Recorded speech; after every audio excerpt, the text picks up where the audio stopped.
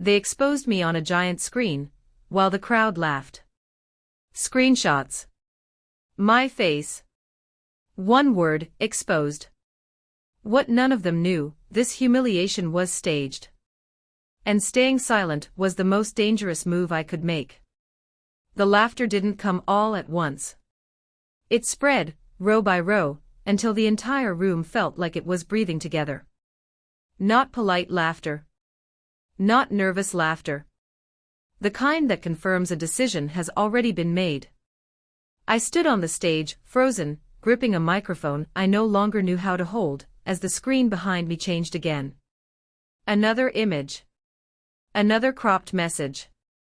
Another piece of a story I didn't recognize, stitched together carefully, convincingly. This is the woman who lies to get ahead. The words were large. Clean. Final. Someone whistled. Someone clapped. My name followed, spoken casually by the host, like an afterthought. Like a punchline everyone already understood. He didn't look at me when he spoke. He faced the audience instead. Social accountability, he said with a practiced smile. We believe in transparency. The screen flipped through more slides, private conversations stripped of context, moments rearranged to paint intent where none existed. My chest tightened. Not because I was guilty, but because I understood something all at once. This wasn't an accident.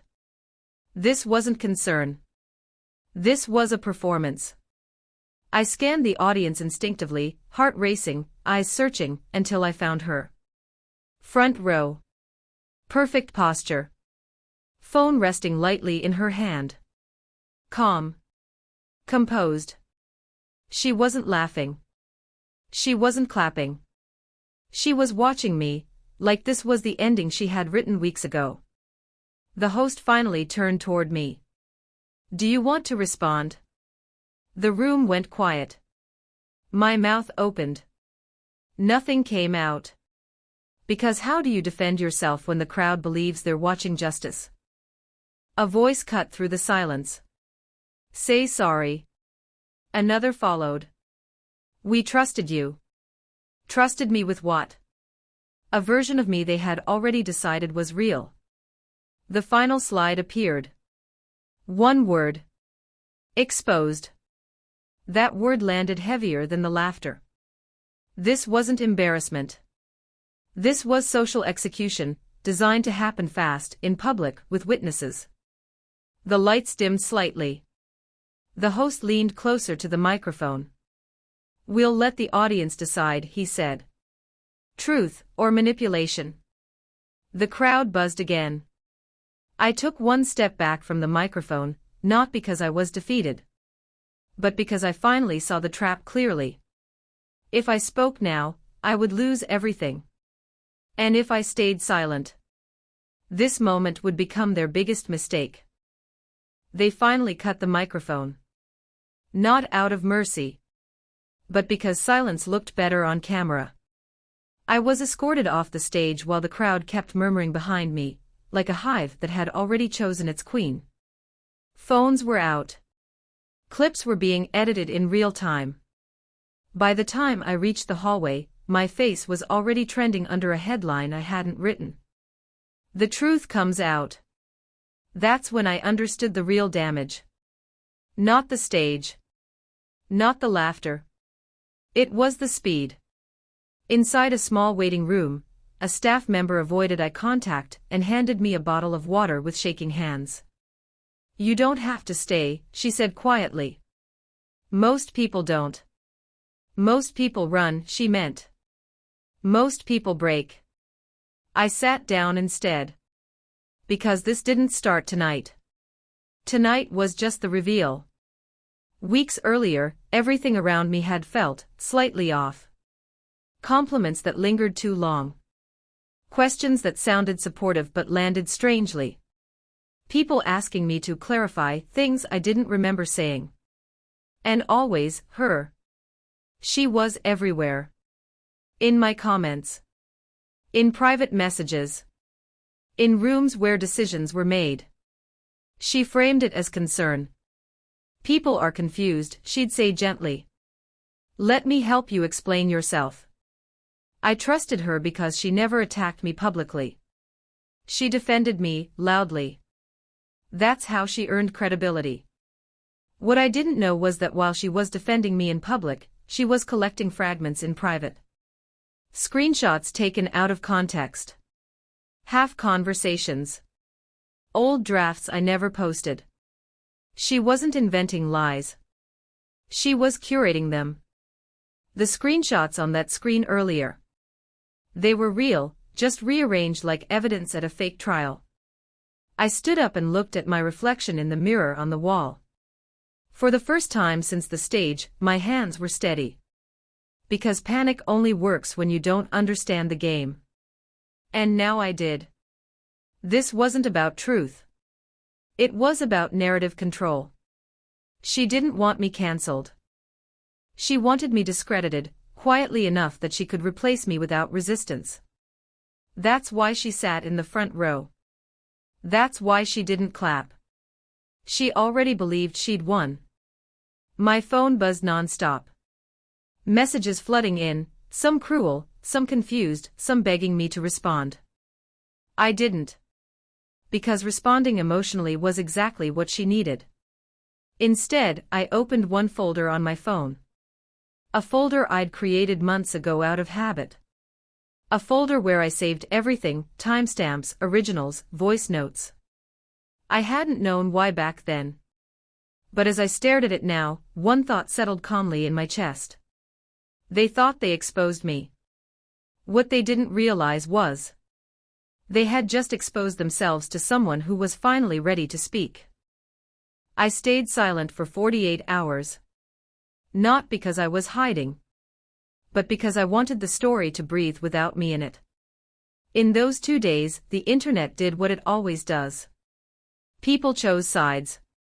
Old clips resurfaced. Think pieces appeared from strangers who had never met me but spoke as if they had known my intentions for years.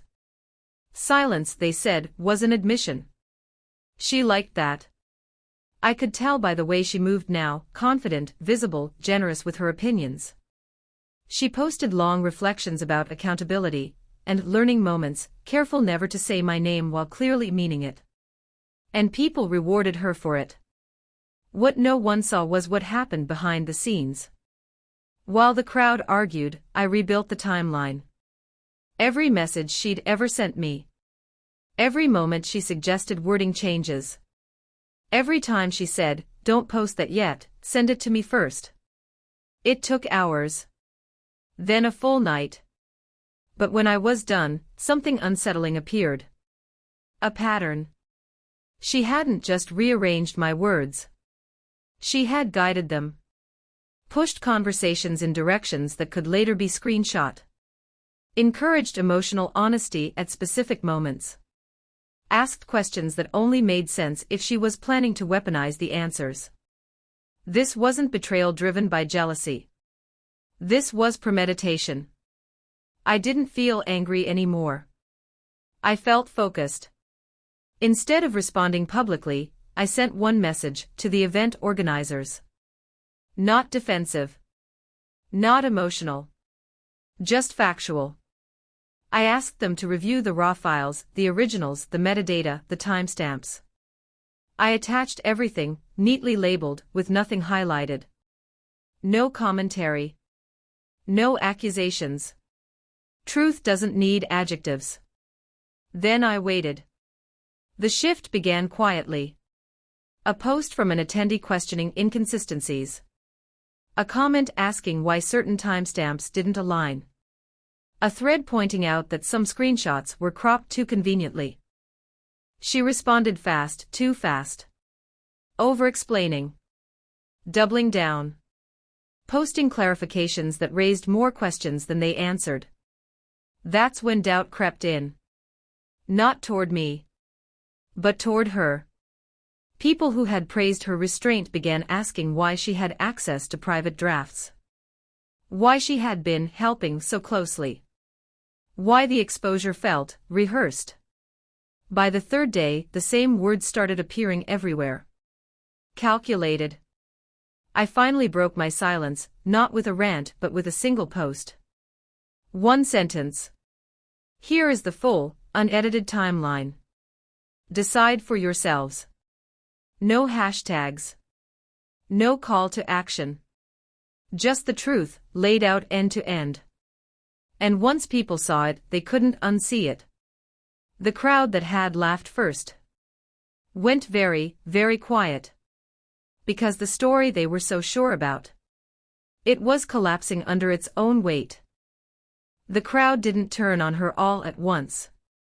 That's the myth people like to tell, that karma arrives loudly, with outrage and trending hashtags. It doesn't. It arrives in pauses. After I posted the full timeline, the comments slowed. Not disappeared, slowed. People stopped performing certainty. They started reading. Then they started deleting. Posts condemning me vanished quietly. Threads locked. Influencers who had built entire opinions on cropped screenshots suddenly remembered they needed more context. And she went quiet. No reflections. No accountability posts. No carefully worded statements. Just absence. The event organizers released a short update 3 days later. No drama. No apology tour. Just a line buried in the middle of a longer statement. After reviewing all source materials, we acknowledged that the presentation did not accurately represent the full context of private communications. That was it. No names. No accusations. But everyone understood what it meant. Invitations she had hinted at disappeared. Collaborations she'd teased were postponed. A panel she was supposed to headline quietly replaced her name with someone else's. Social credibility doesn't collapse publicly. It leaks out. I never asked for revenge. I never demanded an apology. Because the most humiliating thing for someone who craves control over the narrative is losing relevance in it. Weeks later, I ran into her at a small industry gathering. No stage.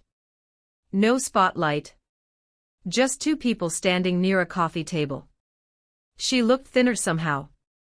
Tired. Like someone who had been holding a smile for too long. I never meant for it to go that far, she said. I believed her.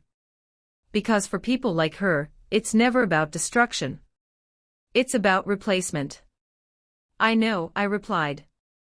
That was all. I didn't need her regret. I didn't need her explanation. What I needed, I already had. My name stopped being a warning and started being a question again. People reached out, not to accuse but to listen. Opportunities returned, slower this time but cleaner. And the audience that had laughed. They learned something uncomfortable. That exposure without context isn't justice. It's just another performance. I never told my side to win them back.